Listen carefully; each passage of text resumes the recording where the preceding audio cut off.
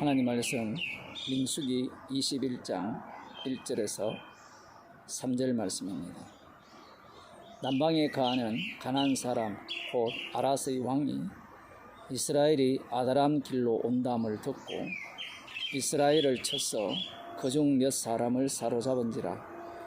이스라엘이 여호와께 서원하여 가로되 주께서 만일 이 백성을 내 손에 붙이시면 내가 그들의 성읍을 다 멸하리이다.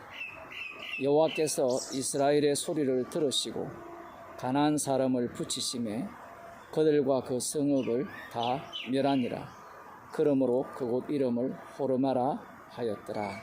아멘.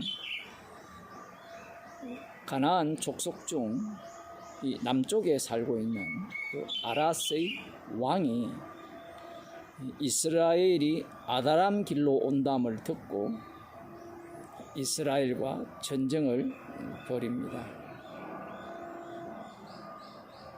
이스라엘 백성들이 지금 곧장 가나안 땅으로 들어가지 않음에도 불구하고 이 아랏의 왕은 이스라엘이 아다람 길로 쳐들어올 것이라는 그런 예상을 했던 모양입니다. 그래서 이 아랏 왕이 먼저 이스라엘을 공격을 합니다. 전쟁입니다. 전쟁을 함으로 말미암아 이스라엘이 가나안 땅으로 들어오지 못하도록 하는 거죠. 이 전쟁에서 이 아랏 왕이 승리를 합니다. 아랏의 왕이 이스라엘 자손들이 어떻게 출애굽을 하였고 광야길을 지나게 되었는지를 소문을 통해서 다 들었다고 볼 수 있습니다. 다 들었다면 두려움에 사로잡혀야 할 것인데 두려움이 있는 것이 아니라 오히려 용기를 내어서 선제적으로 이스라엘을 공격하는 그러한 태도를 보입니다. 이 가나안 지역의 남쪽의 아랏의 왕은 이 지역은 이후 이스라엘이 약속의 땅을 정복할 때 여호와 전쟁을 할 때 요수아와 이스라엘이 승리하여서 그곳을 차지하게 됩니다. 요수아 12장에 그 내용이 나옵니다. 지금 여기에서 우리들이 주목해 봐야 되는 것은 이스라엘을 누가 인도하시느냐라는 거예요. 이스라엘 가운데 누가 계십니까? 여호와의 이름이 계시죠. 여호와의 이름이 그 가운데 계시고 성막이 그들 가운데 있고 모세도 있고 아론은 죽었지만 아론을 이은 대제사장 엘라살이 그들 가운데 있다라는 사실을 명심해야 됩니다. 분명 모세는 이렇게 말했습니다. 언약궤가 앞장서 갈 때는 적들을 다 물리쳐 달라고. 그렇게 모세가 그 당시에 기도를 했고 그 방식대로라면 이 적들이 이 아랏의 왕이 이스라엘을 칠 때 이스라엘에 의해서 멸망을 당해하는 것은 당연한 사실이죠. 그러면 여기에서 보게 되면 이스라엘이 전쟁에서 패합니다. 그러면 패한 이유를 우리들이 또 찾아내고 싶잖아요. 광야 여정을 보면 이스라엘 자손들은 여호와를 대적했습니다. 여호와를 대적했기 때문에 여호와를 대적한 이스라엘 자손들, 출애굽 이후에 20세 이상 군사로 그 헤아림을 받은 모든 자들, 여호수아와 갈렙 외에는 모두 진멸할 것을 말씀을 하셨습니다. 지금 출애굽한 지 거의 40년 가까운 그 시간이 지나면서 많은 사람들이 아론조차 죽었기 때문에 출애굽한 이후에 20세 이상의 여호와의 군대는 대부분 진멸당했다라고 볼 수 있습니다. 그러한 내용을 생각을 하게 되면 지금 이 아라스의 왕은 누구를 공격한 거냐라고 하면 우리들 생각에는 여호와를 대적한 이스라엘을 공격했다라고 생각을 할 수가 있죠. 물론 맞습니다. 그러하기 때문에 이스라엘이 패했던 거죠. 몇 사람이 사로잡혔던 겁니다. 그러한 상황에서 지금 하나님께서 이 사건을 통해서 하시고자 하는 일이 무엇이냐라는 거예요. 여호와를 대적했기 때문에 당연히 이스라엘은 여호와에 의해서 진멸을 당해야 되는 겁니다. 그러하다면 이 이방 나라 아라스의 왕이 이스라엘을 칠 때 여호와께서는 왜 가만히 계시느냐? 그 이유는 이스라엘이 어떤 사고방식을 갖고 있기 때문이냐라는 거예요. 그 사고방식은 이 가나안 땅의 남방에 거하는 아라스의 왕과 동일한 사고방식을 갖고 있기 때문입니다. 지금까지 광야에서 이스라엘 백성들이 취한 태도를 보게 되면 여호와를 대적하는 태도죠. 오로지 그들은 자신들을 위한 여호와를 원하고 구했던 겁니다. 그러한 그들은 이 가나안 백성들, 아브라함께 약속하신 그 약속의 땅, 진멸할 땅의 백성들의 사고방식과 동일한 겁니다. 동일하기 때문에 하나님께서는 비록 그들 가운데 계시지만 전쟁에서 패하게 하시고 몇몇은 사로잡혀 가게 하신 겁니다. 모세가 이때 가만히 있었을까? 엘라살이 가만히 있었을까? 그러한 내용이 전혀 나오지 않아요. 그 이유가 무엇이냐라고 하면 지금 하나님께서는 이스라엘을 구원하는 것이 목적이 아니기 때문에 그래요. 이스라엘을 통해서 언약의 하나님 여호와의 이름을 드러내는 것이 목적이기 때문에 하나님께서 비록 그들 가운데 함께 하신다 할지라도 그들이 여호와를 대적하는 상황에서는 이방 나라와의 전쟁에서도 패해야 마땅하다라는 사실입니다. 몇 명이 잡혀간 그 상태에서 이스라엘이 여호와께 서원하여 이렇게 말합니다. 주께서 만일 이 백성을 내 손에 붙이시면 내가 그들의 성읍을 다 멸하리이다.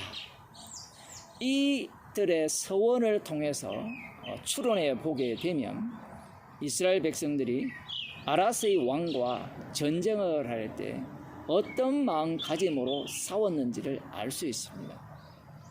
그들은 그들 중에 계신 여호와 하나님의 위력을 몸소 체험했잖아요. 자신들의 불순종을 통하여서 여호와 하나님이 직접 개입하시고 죽이기도 하시고 살리기도 하시는 그러한 면모를 다 보아왔습니다. 그런 상태에서 아라스의 왕이 공격해 왔을 때는 여호와는 당연히 자신들 편일 것이라고 생각을 한 거예요. 그런데 이 전쟁 결과는 그들이 패했다라는 사실이에요. 그래서 이들이 마음가짐을 바꿉니다. 이스라엘이 여호와께 서원하여 가로되 주께서 만일 이 백성을 내 손에 붙이시면 내가 그들의 성읍을 다 멸하리이다. 이렇게 말한 이유는 이 전쟁은 누구께 나의 전쟁이 아니라는 거예요. 참 신기하죠. 지금 광야 여정길을 들여다보면 이들은 계속해서 여호와를 대적하는 모습을 보여왔습니다. 그런데 이 외부적인 적을 만났을 때는 한 대 얻어 터졌죠. 전쟁에서 패했죠. 패하고 난 뒤에는 정말 6월절 어린 양의 피로 구출받은 하나님의 군대인 이스라엘다운 면모를 드러냅니다. 그래서 이들이 여호와께 서원하는 거예요. 일종의 회개입니다. 주께서 만일 이 백성을 내 손에 붙이시면 내가 그들의 성읍을 다 멸하리이다. 이전의 생각은 주께서 붙이시면 이 성읍은 진멸하지 않고 박멸하지 않고 그 속에 남아있는 전리품을 내가 취하겠다라는 그런 생각을 갖고 있었던 거예요. 광야 여정길에 그들의 그 소유, 소가 되었든 양이 되었든 다른 옷가지가 되었든 모든 것들에 대해서 나름대로 부족함이 있었다라고 생각할 수 있죠. 그런데 마침 자신들의 밥처럼 이 아라스의 왕이 자신들을 공격해 온 거예요. 그러면 모세가 그들 가운데 있고 성막이 그들 가운데 있으면 이 전쟁은 하나마나 자신들의 승리일 것이고 그들이 갖고 있던 온갖 보석들부터 시작해서 금은들 그리고 옷가지들 이런 것들 그 성읍에 있는 모든 짐승들 그러한 것들을 전리품으로 취할 수 있는 오랜만에 큰 잔치를 벌릴 수 있는 그런 기회라고 생각을 했던 겁니다. 그런데 전쟁에서 패하고 그들 중에 몇몇이 사로잡히다 보니 그들은 이 전쟁은 자신들의 전쟁이 아니라 나의 전쟁이 아니라 여호와의 전쟁임을 알게 된 거예요. 그래서 서원하는 겁니다. 이 전쟁은 주께서 붙이셔야만 승리할 수 있는 전쟁입니다. 이 붙이시는 전쟁, 이것은 앞으로도 이스라엘 백성들이 약속의 땅을 진격해 들어갈 때 계속해서 펼치는 전쟁의 방식이 됩니다.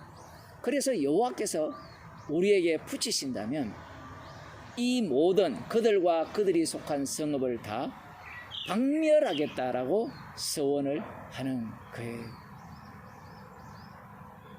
이 말의 의미는 붙이신다라는 말은 전쟁을 하더라도 이 전쟁이 자신의 힘과 능력과 수고와 군사력이 아니라는 겁니다.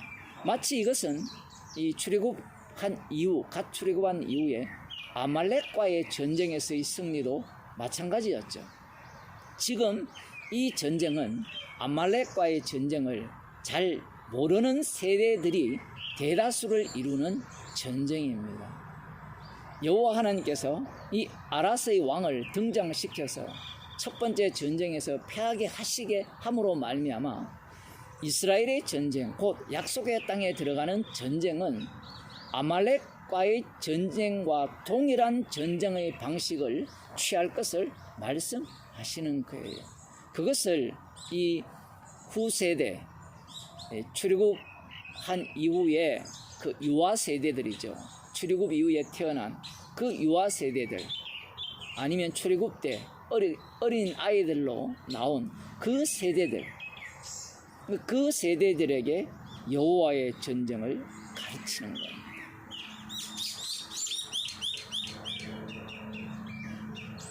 이 말씀을 보게 되면 이 전쟁을 하여서 이스라엘 자손들이 얻을 수 있는 것이 과연 무엇이냐라는 거예요.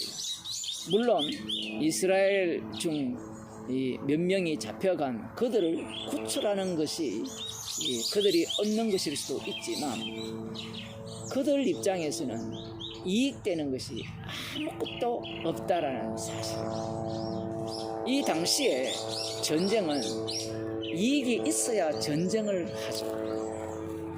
오늘날 그 러시아가 우크라이나를 침공했을 때 그 전쟁하는 목적이 자신들에게 돌아올 이익이 있기 때문에 전쟁을 하는 것이거든요. 이 당시는 그것보다 더 이 경제적 이익을 얻을 수 있는 전쟁인 겁니다. 희생을 하여서 전쟁에서 승리했을 경우에 자신들에게 돌아오는 것이 없다면 전쟁할 이유가 없는 거예요. 그런데 지금 여호와 하나님이 계심에도 불구하고 전쟁에서 패한 상태이고, 하나님의 백성인, 하나님의 아들이죠, 이스라엘 백성 몇몇이 그들 중에 사로가 잡혀간 상태에서 이스라엘은 자신들의 정체성을 드러내는 겁니다. 지금까지 이스라엘 백성들의 부정적인 면모만 계속해서 드러났지만, 오늘 본문에서는 하나님께서 이스라엘다운 면모를 보이시는 전쟁을 하도록 하시는 거예요. 3절에 보면 여호와께서 이스라엘의 소리를 들으시고 가나안 사람을 붙이심에 그들과 그 성읍을 다 멸하니라. 그러므로 그곳 이름을 호르마라 하였더라. 이 호르마라는 것은 완전히 박멸한 장소, 진멸한 장소라는 거예요. 이 호르마야말로 이스라엘다운 면모를 제대로 보여주는 장소입니다. 성도는 전리품을 취하는 자들이 아니에요. 성도는 십자가로 승리하신 주님의 전리품입니다. 주님의 전리품인 성도가 자신이 전쟁을 해서, 영적 전쟁을 해서 전리품을 취하겠다라고 한다면 그것은 십자가의 피 공로를 자기 것으로 바꾸는 일입니다. 성도들이 하는 모든 일들은 주님이 주신 은혜요, 선물이며 은사들입니다. 은사들은 주님께서 십자가로 승리하신 전리품으로서 주어진 은사들이에요. 그 어떤 것도 자신의 열심과 주님을 향한 봉사와 애씀으로 인하여 주어지는 것들이 아닙니다. 그런데 이 구약 이스라엘을 보게 되면 마치 여호와께서 거저 주신 선물들을 자신의 노력과 애씀으로 받았다라고 생각을 해요. 제자들이 예수님을 따라다닐 때 그것이 선물이요, 은혜인데 그들은 주를 위해 목숨까지 버리면 천국에서 주님의 우편 자리, 좌편 자리에 앉을 수 있을 것이라는 기대를 갖고 있었어요. 그런 기대가 무너지자 가룟 유다는요, 자살했고, 그 이후에 이 복음이 전파되면 가룟 유다 같은 자들은 자살하지 않습니다. 오히려 복음을 전하면서 그 복음을 갖고 자기 배를 불리는 용도로 사용하는 거예요. 내용은 복음일지라도 자기 배를 위한 것이면 그것은 벌써 다른 복음이 되는 거예요. 자기 배를 위하기 때문에 복음은 계속해서 바뀌어지겠죠. 나를 위한 복음은 사람을 위한 복음이어야 합니다. 사람을, 교인들을 자기 종으로 삼기 위하여서 복음을 바꿔치기 하는 거예요. 마치 이 구약 이스라엘 백성들이 원했던 여호와, 그 여호와를 오늘날 목사들이나 교인들이 찾고 있고 전하고 있는 겁니다. 그래서 교회에서는 기도는 예수님의 이름으로 기도를 하는데, 그들이 기도하는 내용을 들어보면, 대상을 보게 되면 구약 이스라엘 백성들이, 이 광야길 이스라엘 백성들이 여호와, 곧 황금 송아지 여호와를 찾고 있고, 그 황금 송아지가 자신을 위한 송아지로서 자신이 원하는 바를 들어주는 이 우상 여호와죠. 그 여호와를 원하고 있는 겁니다. 그런 여호와를 믿고 있는 거예요. 십자가로 승리하신 전리품으로서의 성도인데, 그러한 성도들이 만일에 그러한 모습을 보인다면 전리품으로서의 성도가 아니라